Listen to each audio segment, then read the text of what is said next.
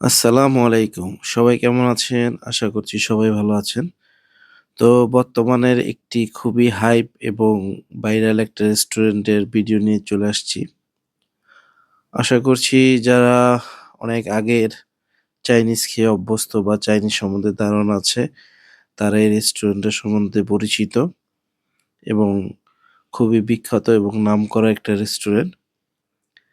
তো এই রেস্টুরেন্টে আজকে আমরা কি খেলাম সেটা নিয়ে আজকে আলোচনা হবে এবং আপনাদেরকে দেখাবো। এবং এগুলার খাবারের মান কিরকম, দাম কিরকম সেটা জানাবো। তো চলুন দেখে আসি আজকে কোন রেস্টুরেন্টে আসলাম।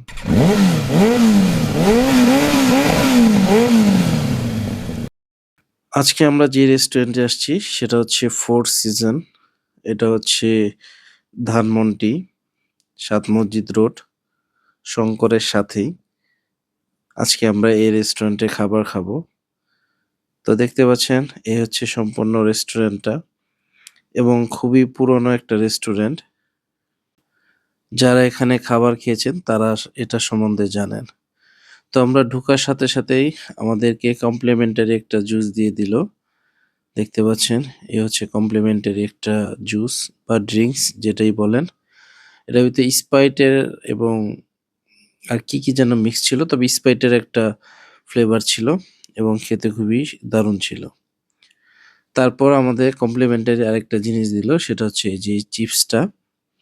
এটা সাধারণত অন্থন বানানোর সময় এটা দেয়া হয়। অন্থনের যেই কাট পিসগুলো থাকে সেটা দিয়ে এটা ভেজে দেয়। এটা কমপ্লিমেন্টারি ছিল এবং খেতে খুবই সুস্বাদু ছিল।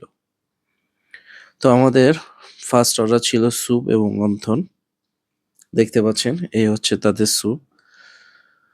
আর প্রাইসগুলো আমি আপনাদের শেষে বলে দিব যে প্রাইস কিরকম, তাদের সার্ভিস কিরকম, ওভারঅল সব আপনাদের সাথে শেয়ার করব। তো দেখতে পাচ্ছেন এখানে ৮ পিসের মতো অন্থন এবং এখানে একটা স্যুপ ছিল।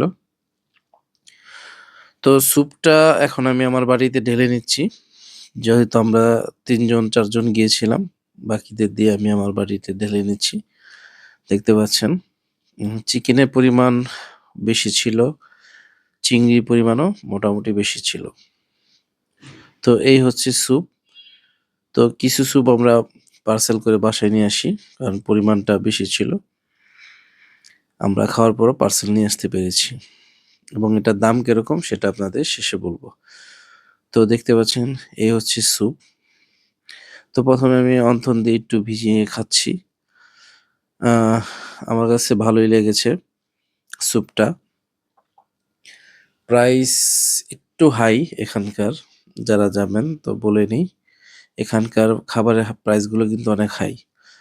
তো অন্থনের যে প্রাইসটা ছিল সেই হিসাবে ৮ পিস অন্থন এবং ভিতরে যে পুর ছিল সেই হিসাবে এটা কখনোই জাস্টিফাই করে না।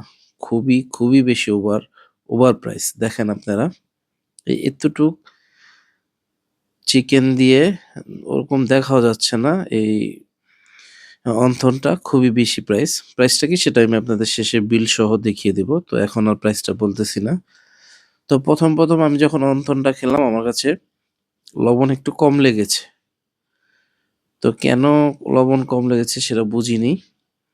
পরে যখন স্যুপের সাথে খেলাম তখন 50% রিকভারি করেছে, বাট অন্থনের লবণটা আমার কাছে কম লেগেছে। স্যুপেও লবণ ওরকম বেশি ছিল না। স্যুপের লবণ একটু কম ছিল। পরবর্তীতে আমার সস এড করা লেগেছে, সেটা আপনাদের দেখাবো। তবে স্যুপটা আম খাওয়ার মতো। একেবারে যে খারাপ তা না। প্রচুর পরিমাণ চিকেন এবং চিংড়ি ছিল, সেটা তো আপনারা দেখতেছেনই এখনো।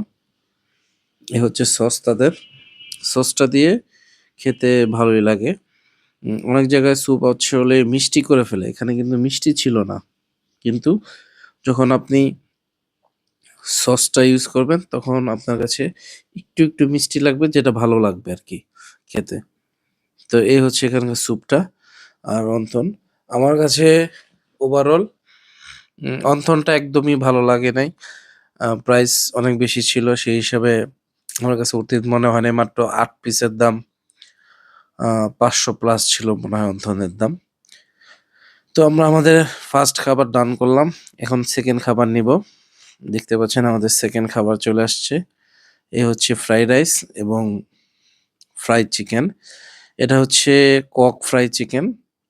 ব্রয়লার ছিল, আমরা ব্রয়লারটা নিয়ে নেই। আমরা পাকিস্তানি কক যেটা সেটা নিয়েছি।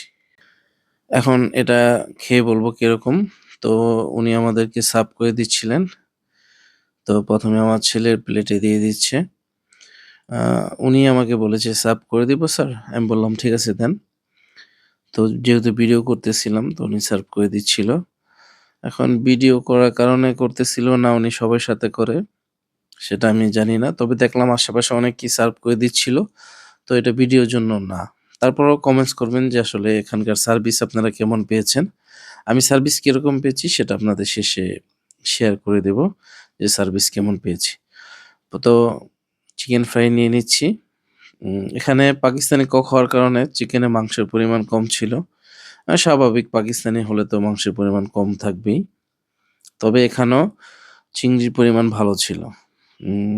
ফ্রাইড রাইসে চিকেনও ছিল এবং চিংড়ির পরিমাণও ভালো ছিল। তো আমি বলবো যে আপনারা পাকিস্তানিটা না নিয়ে ব্রয়লারটা নেন।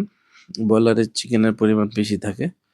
তো আমরা নতুন কিছু স্বাদ নেওয়ার জন্য পাকিস্তানি ককটা নিলাম। তো এই হচ্ছে ফ্রাইড রাইস। ফ্রাইড রাইস আমার কাছে আহ, আহামরি ভালো লাগে নাই, আবার খারাপ হয়েছে এরকমও না। এভারেজ এভারেজ লেগেছে আমার কাছে ফ্রাইড রাইস। কিন্তু চিকেন ফ্রাইটা যদি বলেন, আমি যখন খাচ্ছিলাম প্রচুর গরম ছিল। মাংসের পরিমাণ কম সেটা তো বললামই। পাকিস্তানি কক ওরা হয়তো ছোটগুলো ইউজ করেছে যেখানে হাড্ডির পরিমাণই বেশি, মাংসের পরিমাণ কম। তো আমার কাছে ফ্রাইটা মোটামুটি ভালো লেগেছে, মাংস কম হলেও ভালো লেগেছে।